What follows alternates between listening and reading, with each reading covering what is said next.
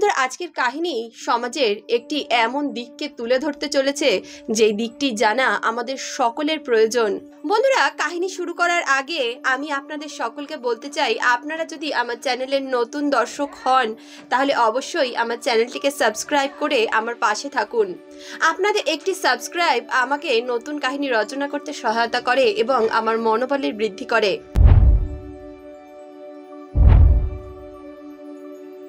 প্রাচীর সঙ্গে বিয়ে করার সময় সৌম্যদীপ এটা কখনোই ভাবেনি যে এই মহিলা একবার নিজের স্বামী এবং সন্তানকে ছেড়ে দিতে পারে, সে দ্বিতীয়বার আবারও ওই একই কাজ করতে পারে।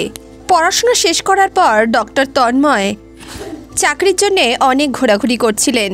তিনি বিভিন্ন নার্সিংহোমে চাকরির চেষ্টা করছিলেন, কিন্তু কোনোভাবেই তিনি কোথাও ভালো চাকরি খুঁজে পাচ্ছিলেন না।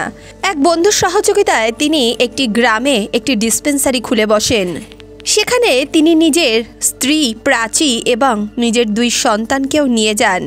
আসলে ডক্টর তন্ময় সেই গ্রামে তার এক বন্ধুর সূত্রে এসেছিলেন। তার বন্ধুর নাম ছিল সৌম্যদীপ। সৌম্যদীপের সঙ্গে তন্ময়ের ছোটবেলা থেকেই ভালো বন্ধুত্ব ছিল। তারা দুজন একই কলেজে পড়াশোনা করেছিল। ডক্টর তন্ময় তারপরে মেডিকেল নিয়ে পড়াশোনা করলো এবং একজন ডাক্তার হলো। আর তন্ময় নিজের বাবার ব্যবসা দেখাশোনা করলো। বন্ধুর সহযোগিতায় ডক্টর তন্ময় যেই গ্রামে নিজের ডিসপেন্সারি খুলে বসেছিল, সেই গ্রামে তার ডিসপেন্সারি ছাড়া অন্য কোনো ডিসপেন্সারি ছিল না। গ্রামের মানুষদের চিকিৎসার জন্য অনেক দূরে একটি হাসপাতালে যেতে হতো। তাই ডক্টর তন্ময় যখন সেই গ্রামে নিজের ডিসপেন্সারি খুললো, তার ডিসপেন্সারি খুব ভালোই চলতে শুরু করলো। সম্মানিত পেশায় যুক্ত থাকার কারণে গ্রামের লোক তাকে অনেক সম্মান করত। এর পেছনে আরও একটা কারণ ছিল। ডক্টর তন্ময় গ্রামবাসীদের একটি অনেক বড় চিন্তার থেকে মুক্তি দিয়েছিলেন। আসলে গ্রামবাসীরা যে কোনো সময় তার বাড়িতে এসে চিকিৎসা নিতে পারতেন। ধীরে ধীরে ডক্টর তন্ময় সেই গ্রামে এমনভাবে মিলেমিশে গেল যেন সে ওই গ্রামেরই বাসিন্দা। এদিকে গ্রামবাসীরাও তাকে এমনভাবে আপন করে নিয়েছিল যেন সে ওই গ্রামেই জন্মেছে এবং গ্রামেই বড় হয়েছে। ডক্টর তন্ময়ের স্ত্রী প্রাচী ঘরের কাজবাজ সম্পন্ন করার পর ক্লিনিকে চলে আসতো তার হাতে হাতে সাহায্য করার জন্য। আসলে প্রাচী একজন নার্স ছিলেন। তিনি ডাক্তার তন্ময়ের সঙ্গে নার্স হিসেবেই কাজ করতেন। গ্রামের সকলেই তাকে বৌদি বৌদি বলে ডাকত। প্রাচী খুব নম্র স্বভাবের ছিল, তাই গ্রামের লোক খুব তাড়াতাড়ি তার উপর প্রভাবিত হয়ে পড়লেন। এদিকে ডক্টর তন্ময়ের বন্ধু সৌম্যদীপ প্রায়ই ডক্টর তন্ময়ের সঙ্গে দেখা করতে তার ক্লিনিকে আসতেন। তিনি অধিকাংশ সময় ক্লিনিকে এসে বসতেন এবং ডাক্তারবাবুর সঙ্গে গল্পগুজব করতেন। আসলে তিনি ওই গ্রামের গ্রাম প্রধানের ছেলে ছিলেন। দেখতে দেখতে এইভাবেই সময় কাটতে লাগলো। ডক্টর তন্ময় সেই গ্রামে এসেছে প্রায় 2 বছর হয়ে গেছে। এতদিনে গ্রামের লোকের সঙ্গে তার মধুর সম্পর্কের সৃষ্টি হয়েছে। কিন্তু তন্ময়ের সঙ্গে সৌম্যদীপের একটি আলাদা রকমেরই বন্ধুত্ব ছিল। আসলে তারা দুজন এক কলেজে পড়াশোনা করেছিল এবং তারা অনেক ভালোভাবেই একে অপরকে চিনত। এই সূত্রে সৌম্যদীপ ডাক্তার তন্ময়ের বাড়িতেও আসা যাওয়া করত। তন্ময় যদি শহর থেকে কোনো ওষুধ আনানোর থাকতো, সে সৌম্যদীপকেই পাঠিয়ে দিত। এছাড়াও যদি ওনার কোনো সাহায্যের প্রয়োজন হতো তাহলে তিনি সৌম্যদীপকেই মনে করতেন। অন্যান্য ব্যক্তিদের মতো সৌম্যদীপও প্রাচীকে বৌদি বলেই ডাকত। কখনো কখনো ডক্টর তন্ময়ের অনুপস্থিতিতে সৌম্যদীপ তাদের বাড়িতে চলে আসতো। প্রাচী তখন সৌম্যদীপকে অনেক যত্ন করত। সৌম্যদীপ জোয়ানও ছিল এবং অবিবাহিতও ছিল। হয়তো এই কারণেই ডাক্তারের সঙ্গে বন্ধুত্ব করার সময় বন্ধুত্বের নিয়ম এবং বন্ধুত্বের সীমা লঙ্ঘন করার কথা তার মনে আসতে শুরু করলো। এদিকে প্রাচীকে দেখতে খুব সুন্দর ছিল। প্রাচীর সেবাভাব এবং তার ভালো কথাবার্তা সে খারাপ অর্থ বার করলো এবং প্রতিনিয়তই সে প্রাচীর বাড়িতে আসতে শুরু করলো। কিন্তু ডক্টর তন্ময় কখনোই এই বিষয় নিয়ে খুব একটা মাথা ঘামায়নি। তিনি সৌম্যদীপকে খুব বিশ্বাস করতেন। তন্ময় এটা বুঝতে পারেনি যে সৌম্যদীপের মনে কি আছে। তিনি সৌম্যকে এতটাই বিশ্বাস করতেন যে যদি তার স্ত্রীর কোনো কিছু কিনতে মার্কেটে যেতে হতো তাহলে তিনি সৌম্যদীপের সঙ্গে তাকে পাঠিয়ে দিতেন। এদিকে সৌম্যদীপের কাছে এই বিষয়টি খুব মজার একটি বিষয় ছিল, কারণ সে প্রাচীর সঙ্গে একা একা দেখা করতে পারত, তার সঙ্গে ঘোরাফেরা করতে পারত। সৌম্যদীপ আর প্রাচী যখনই শহরে যেত তারা বাসে করে যেত। এমন অবস্থায় সৌম্যদীপ প্রাচীর একেবারে কাছে ঘেঁষে বসতো। সে এমনভাবে প্রাচীর পাশে বসে তার সঙ্গে কথা বলতো যেন তাদের দেখে মনে হতো যে তারা স্বামী স্ত্রী। প্রাচী সৌম্যদীপের এইসব ব্যবহারকে খুব একটা পাত্তা দিত না, কিন্তু কিছুদিনের মধ্যেই সে সৌম্যদীপের মনের ভাব বুঝতে পেরে গেল। এদিকে সৌম্যদীপ জোয়ান এবং তার তখনও বিয়ে হয়নি, এমনটা ভেবেই প্রাচী তার সঙ্গে কথাবার্তা বলা চালু করতে লাগলো। প্রাচী জানতো যে সৌম্যদীপ গ্রাম প্রধানের ছেলে, তার কাছে টাকা পয়সার কোনো অভাব নেই, তাকে দেখতেও বেশ ভালো ছিল। সবটা মিলিয়ে এটাই বলা যায় যে প্রাচীর সৌম্যদীপকে ভালো লাগতে শুরু করেছিল। সৌম্যদীপের ব্যবহারে প্রাচী তার প্রতি আকৃষ্ট হতে শুরু করলো। প্রাচী কখনোই সৌম্যদীপের কোনো ব্যবহারের কোনো বিরোধিতা করতো না। প্রাচী যখন সৌম্যদীপকে কোনো কিছুতে বারণ করতো না তখন সৌম্যদীপের সাহস বাড়তে লাগলো, কিন্তু তবুও সে প্রাচীকে নিজের মনের কথা বলে উঠতে পারছিল না। এমনই একদিন প্রাচী যখন সৌম্যদীপের সঙ্গে বাজারে গেল তখন খুব তাড়াতাড়ি তার কেনাকাটা শেষ হয়ে গেছিল। হঠাৎ করে সৌম্যদীপ প্রাচীকে বলতে লাগলো, বৌদি এখন তো বাড়ি যেতে অনেকটা দেরি আছে, চলো না কোনো একটা ফিল্ম দেখে নি আজকে। প্রাচীও সৌম্যদীপের কথায় রাজি হয়ে গেল। সে বলতে লাগলো, হ্যাঁ তুমি যদি ফিল্ম দেখতে চাও তাহলে আমি শুধু শুধু তোমাকে বারণ করে তোমার মনে কষ্ট কেন দেব, চলো আজকে ফিল্মই দেখে আসি। এদিকে ফিল্ম দেখার সময় সৌম্যদীপ আর প্রাচী একটি কোণার দিকে সিটে বসলো এবং সৌম্যদীপ প্রাচীর হাতটা জোরে চেপে ধরলো। তখনই প্রাচী বলতে লাগলো, সৌম্যদীপ তুমি এটা কি করছো? সৌম্যদীপ তখন প্রাচীকে নিজের মনের কথা জানালো। সে বলতে লাগলো, প্রাচী আমি তোমাকে খুব ভালোবাসি, আমি তোমাকে নিজের জীবন সঙ্গী করতে চাই। তখনই প্রাচী বলতে লাগলো, কিন্তু এটা কিভাবে সম্ভব, আমার স্বামী আছে, আমার সন্তান আছে। তখনই সৌম্যদীপ বলতে লাগলো, দেখো প্রাচী আমি তোমাকে জোর করছি না, আমি শুধু আমার মনের কথাটা বললাম। তারপর ফিল্ম দেখার পরে তারা দুজন একসঙ্গে বাইরে বেরিয়ে আসলো। তখন সৌম্যদীপ প্রাচীকে একটি গিফট কিনে দিল। প্রাচী বলতে লাগলো, দেখো সৌম্যদীপ আজকেই কি তুমি সব কিছু করে ফেলবে, পরের জন্য তো কিছু বাঁচিয়ে রাখো।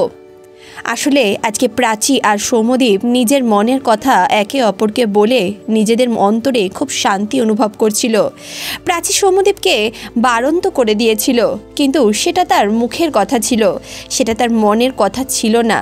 এটা সৌম্যদীপও খুব ভালো মতোই বুঝতে পারছিল। প্রাচী ডাক্তার তন্ময়ের 2 সন্তানের মা ছিল, কিন্তু তবুও সে তন্ময়ের প্রতি সন্তুষ্ট ছিল না। প্রাচী কখনোই তন্ময়ের সঙ্গে খুব একটা সুখী ছিল না। এর কারণ হলো ডক্টর তন্ময়ের ইনকাম ততটা বেশি ছিল না যতটা প্রাচী চাইতো। প্রাচী যখন সৌম্যদীপের প্রতি আকৃষ্ট হচ্ছিল তখন সে বারবার ডক্টর তন্ময়ের ভুলগুলোই চোখে দেখছিল। এদিকে সৌম্যদীপ প্রাচীর মনে নিজের জন্য জায়গা তো বানিয়ে নিয়েছিল, কিন্তু সৌম্যদীপ যেটা চাইছিল সেটা তখনও সে পায়নি। সে বারবার করে সুযোগের সন্ধান করছিল, সে কোনোভাবেই সুযোগ পাচ্ছিল না। হঠাৎ করেই গ্রাম থেকে ডক্টর তন্ময়ের একটি চিঠি আসলো। তাতে লেখা ছিল তার মা খুব অসুস্থ এবং তাকে তাড়াতাড়ি গ্রামে যেতে হবে। তন্ময় যখন বাড়িতে গেল তখন সে প্রাচীর উপর ক্লিনিকের সমস্ত দায়িত্ব দিয়ে গেল। সৌম্যদীপ যখন দেখলো যে তন্ময় বাড়িতে নেই তখন সে মনে মনে খুব খুশি হতে লাগলো। সে ভাবলো এখন সে প্রাচীর সঙ্গে যা ইচ্ছা তাই বলতে পারে, আর তার ইচ্ছে হলে তার সঙ্গে যা ইচ্ছে তাই করতেও পারে। গ্রামে তন্ময় সৌম্যদীপকেই নিজের সবথেকে কাছের ব্যক্তি বলে মনে করত, তাই সে নিজের স্ত্রী ও সন্তানদের দায়িত্ব সৌম্যদীপকেই দিয়ে গেল। সৌম্যদীপ বলতে লাগলো, ডাক্তারবাবু তো বাড়িতে নেই, তাই যদি কোনো কিছুর প্রয়োজন হয় তাহলে কিন্তু আমাকে জানিও। তখনই প্রাচী একটা চোখ টিপে বলতে লাগলো, হ্যাঁ ডাক্তারবাবু তো বাড়িতে নেই, এখন আমার যা প্রয়োজন তা তো তোমাকেই বলতে হবে। সকালবেলা সৌম্যদীপ ক্লিনিক খুলল এবং রাত্রে সেই ক্লিনিক বন্ধ করলো। ক্লিনিক বন্ধ করে যখন সৌম্যদীপ বাড়িতে যাচ্ছিল তখন প্রাচী বলতে লাগলো, দাঁড়াও, খাওয়ার খেয়ে যাও, একা একা আমি খুব বোর হচ্ছি, তুমি একসঙ্গে বসে যদি খাওয়ার খাও তাহলে আমারও একটু ভালো লাগবে। এদিকে বাচ্চারা ততক্ষণে খাওয়ার খেয়ে ঘুমিয়ে পড়েছিল। হঠাৎ করে সৌম্যদীপ প্রাচীকে জড়িয়ে ধরলো। তখনই প্রাচী বলতে লাগলো, দেখো সৌম্যদীপ তুমি তো জানো আমি ডাক্তারবাবুর স্ত্রী, তারই সঙ্গে আমি তার 2 সন্তানের মা, তুমি আমাকে ছেড়ে দেবে না তো? তখনই সৌম্যদীপ বলল, দেখো প্রাচী আমি তোমাকে ভালোবাসি, আমি কিন্তু তোমার শরীরের জন্য তোমার কাছে আসিনি। আমি তোমাকে সেই সম্মানই দিতে চাই যেই সম্মান একজন স্ত্রী পেয়ে থাকে। আমি তোমাকে বিয়ে করতে চাই, আমি তোমাকে রানীর মতো রাখবো। তুমি তো জানো আমার কাছে কোনো কিছুর কোনো অভাব নেই। তখনই প্রাচী বলতে লাগলো, সত্যি তুমি আমাকে বিয়ে করবে?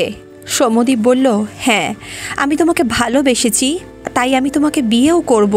তারপর তারা দুজন একে অপরের প্রতি প্রেম নিবেদন করতে লাগলো।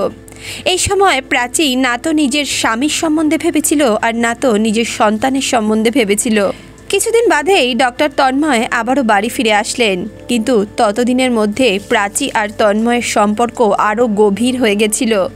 ডাক্তারবাবু তো এটা কিছু বুঝতেই পারছিলেন না, তিনি সবসময় নিজের কাজেই ব্যস্ত থাকতেন। এদিকে প্রাচী আর সৌম্যদীপ নিজের প্রেম চালিয়ে যাচ্ছিল। তারা দিনে যদি দেখা না করতে পারত তাহলে ডাক্তারবাবু ঘুমিয়ে পড়ার পর রাতে প্রাচী আর তন্ময় দেখা করত।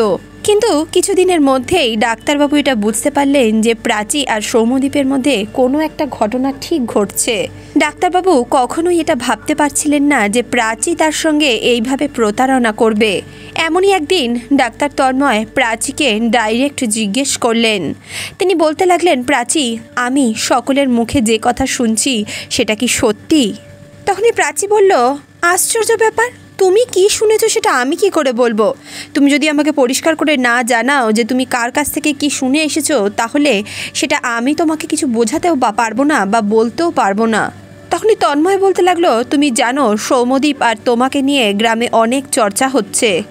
তন্ময় বলতে লাগলো, দেখো প্রাচী, তুমি এটা ঠিক করছো না, তুমি নিজের সীমার মধ্যে থাকো, এতে তোমার, আমার এবং আমাদের সন্তান সকলেরই ভালো হবে। তখনই প্রাচী তন্ময়কে বলতে লাগলো, তুমি গ্রামের লোকের কথা শুনে আমাকে সন্দেহ করছো? এমনটা বলেই প্রাচী তন্ময়কে উল্টোপাল্টা কথা বোঝাতে লাগলো। সেদিন তন্ময় প্রাচীকে কিছু বলল না, কিন্তু সে তারপর থেকে খুব চিন্তায় থাকতে শুরু করলো। সব থেকে বেশি চিন্তা তার নিজের সন্তানদেরকে নিয়েছিল। তারপর থেকে দিনের পর দিন তন্ময় আর প্রাচীর মধ্যে ঝগড়াঝাটি বেড়েই চলেছিল। এই সমস্ত কিছুর মধ্যে কিন্তু প্রাচী সৌম্যদীপের সঙ্গে দেখা করা বন্ধ করল না। এর আরও একটা কারণ এই ছিল যে সৌম্যদীপ বারবার করে প্রাচীকে বিয়ে করার ভরসা দিচ্ছিল। এদিকে তন্ময় যখন দেখলো ঘটনাটা তার হাত থেকে বেরিয়ে যাচ্ছে, তখন সে নিজের গ্রামে ফেরার সিদ্ধান্ত নিল, যেখানে তার বাড়ি ছিল, তার পরিবার ছিল। কিন্তু প্রাচী কোনো মতেই সেই গ্রাম ছেড়ে যেতে চাইছিল না। এমনই একদিন প্রাচী সৌম্যদীপকে বলতে লাগলো, দেখো সৌম্যদীপ, তোমার যা করার তাড়াতাড়ি করো, তা না হলে তন্ময় কিন্তু আমাকে নিয়ে নিজের গ্রামে ফিরে যাবে। তারপর কিন্তু আমি আর তোমার সঙ্গে দেখা করতে পারবো না। দেখো, আমি কিন্তু ওকে কোনোভাবেই বারণ করতে পারবো না, কারণ তোমার আর আমার মধ্যে বৈবাহিক সম্পর্ক নেই। আমি ওর স্ত্রী, তাই আইনত ওর আমার উপর অধিকার আছে। এদিকে প্রাচীর কথা শুনে সৌম্যদীপ প্রাচীর সঙ্গে বিয়ে করার সিদ্ধান্ত নিল। প্রাচী তন্ময়কে ডিভোর্স দেওয়ার কথা ভাবল এবং কিছুদিনের মধ্যেই সে তন্ময়ের প্রতি ডিভোর্সের কেস ফাইল করল। তন্ময়ও বাধ্য হয়ে প্রাচীকে ডিভোর্স দিয়ে দিল। নিজের স্ত্রী এবং নিজের বন্ধুর বিশ্বাসঘাতকতার কারণে ডক্টর তন্ময় খুব ভেঙে পড়েছিলেন। গ্রামের লোকেদের ডক্টর তন্ময়ের প্রতি সহানুভূতি ছিল, কিন্তু তারাই বা কি করতে পারত? সৌম্যদীপের পিতা আর ভাইয়েদেরও তার এই কর্মকাণ্ড একেবারে পছন্দ হয়নি, কিন্তু সৌম্যদীপ কারোর কথাই শুনল না। ডাক্তার তন্ময়ের জীবন বরবাদ হয়ে গেছিল। যার সুখের জন্য সে নিজের ঘর পরিবার সমস্ত কিছু ছেড়ে এত দূরে এসেছিল, আজ সেই তার সঙ্গে বিশ্বাসঘাতকতা করেছে। এদিকে প্রাচী যখন সৌম্যদীপের সঙ্গে তার বাড়িতে থাকতে আসলো, তখন সৌম্যদীপের বাবা মা তাকে মেনে নিল না। সৌম্যদীপের বাবা তার অংশের জমি তার ছেলেকে দিয়ে তাকে বাড়ির থেকে আলাদা করে দিল।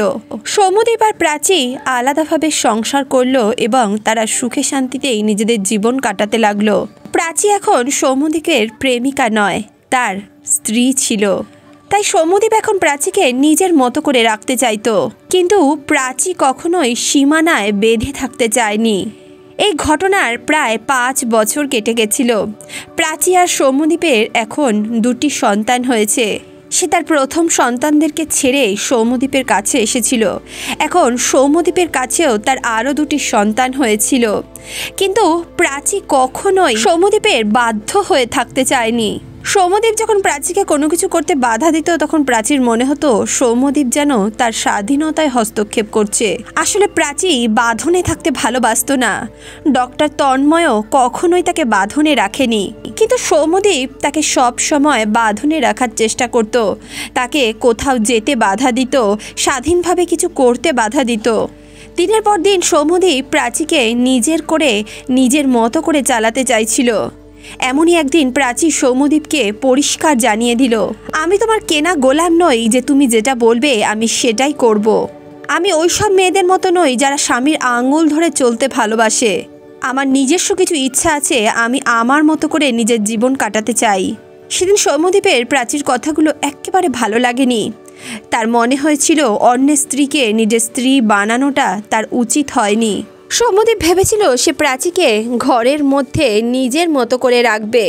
সে ভেবেছিল প্রাচী একজন গৃহবধূ হয়ে থাকবে, কিন্তু প্রাচী কখনোই একজন গৃহবধূ হয়ে থাকতে রাজি ছিল না। কিছুদিনের মধ্যেই প্রাচী পাশের একটি গ্রামের একটি ছোট্ট হাসপাতালে নার্সের চাকরি করতে শুরু করলো।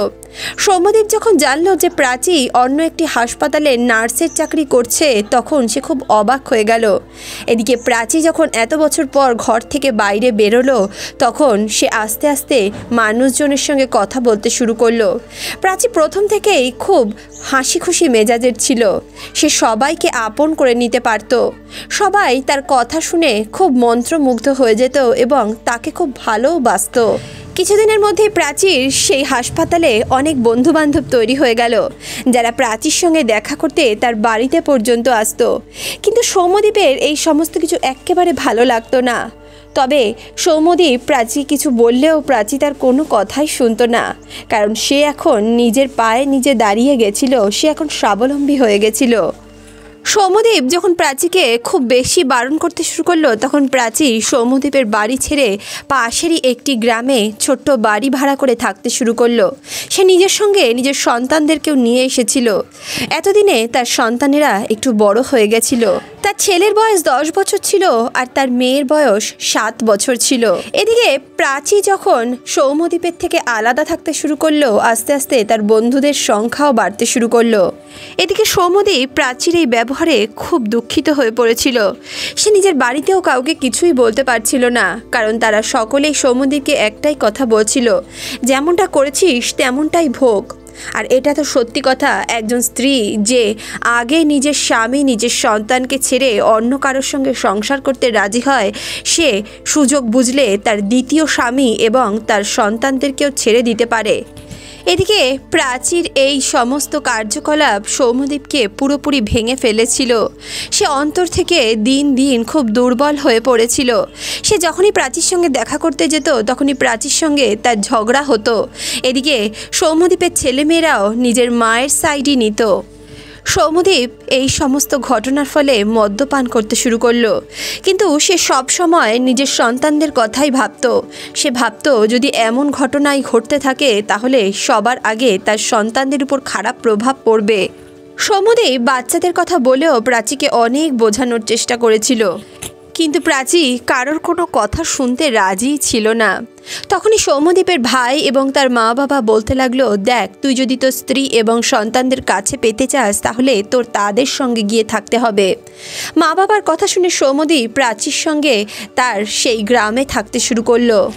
এই সমস্ত ঘটনার মধ্যে প্রাচীর সঙ্গে আরও একটি ছেলের বন্ধুত্ব হলো। সেই ছেলেটি তার ওই হাসপাতালে ওয়ার্ড বয়ের কাজ করত।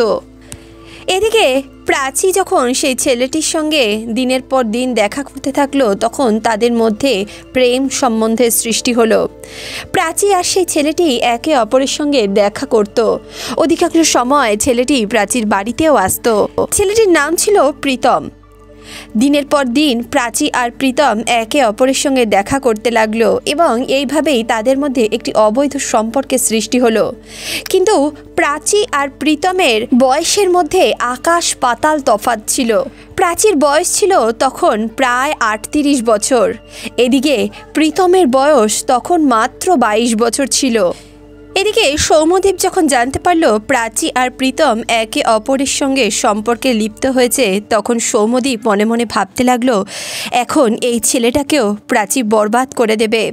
সৌম্যদীপ ভাবলো এই ছেলেটাকে অন্তত বাঁচানো দরকার।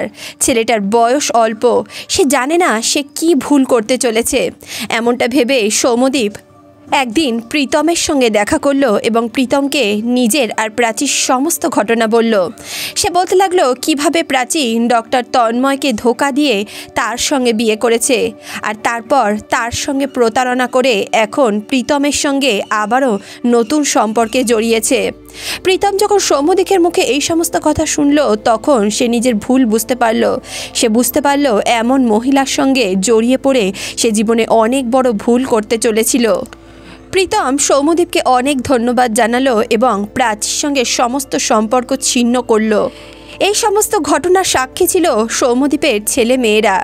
সৌম্যদীপের ছেলেমেয়েরা দিনের পর দিন প্রাচী আর প্রীতমকে এইভাবেই একে অপরের সঙ্গে গল্প করতে এবং তাদের দুজনের অশালীল আচরণ সম্বন্ধে অবগত ছিল। সৌম্যদীপ যখন নিজের ছেলে মেয়েকে নিজের সঙ্গে নিয়ে যাওয়ার আগ্রহ প্রকাশ করলো, তখন তার ছেলেমেয়েরা এবার তার বাবার সঙ্গে যেতে রাজি হয়ে গেল, কারণ তারা জানতো তাদের মায়ের স্বভাব কেমন। তারা আর নিজের মায়ের সঙ্গে থাকতে চাইছিল না। তারপর সৌম্যদীপ তার ছেলে মেয়েকে নিয়ে সেখান থেকে নিজের গ্রামে ফিরে গেল। প্রাচী নিজের সন্তান এবং নিজের স্বামী দুইজনকেই হারালো, এমনকি সে প্রীতমকেও হারালো। পরবর্তীকালে প্রাচী নিজের ভুল বুঝতে তো পেরেছিল, কিন্তু তার করার আর কিছু ছিল না। সৌম্যদীপ তাকে নিজের জীবনে দ্বিতীয়বার আর মেনে নেয়নি এবং তার সন্তানরাও তার মায়ের এই ব্যবহারে খুব তিক্ত হয়ে উঠেছিল। তারাও নিজের মাকে আর নিজের কাছে থাকতে দিতে রাজি ছিল না। তারা নিজের মাকে মেনে নিতে পারছিল না। প্রাচীর শেষ পরিণতি খুব ভয়াবহ হয়েছিল। বন্ধুরা, আজকের এই কাহিনী আমাদের জীবনে একটি বড় শিক্ষা প্রদান করে। তাহলে বন্ধুরা, প্রাচীর সম্বন্ধে আপনারা কি বলতে চান, সৌম্যদীপের সম্বন্ধে আপনারা কি বলতে চান এবং ডক্টর তন্ময় সম্বন্ধে বা আপনাদের কি ধারণা? আপনারা কি মনে করেন সৌম্য আর প্রাচী যেটা করেছিল সেটা কি ঠিক করেছিল? নিজেদের মূল্যবান মন্তব্য কমেন্ট বক্সে অবশ্যই লিখে জানাবেন। তাহলে বন্ধুরা, আজকের এই কাহিনী, আজকের এই প্রসঙ্গ আপনাদের কেমন লাগলো কমেন্ট বক্সে অবশ্যই লিখে জানাবেন। ভিডিওটি ভালো লাগলে অবশ্যই ভিডিওটিতে একটি লাইক করুন, বন্ধু বান্ধব আত্মীয় পরিজনের সঙ্গে ভিডিওটি শেয়ার করুন। দেখা হচ্ছে নেক্সট ভিডিওতে। ততক্ষণের জন্য সুস্থ থাকুন, ভালো থাকুন।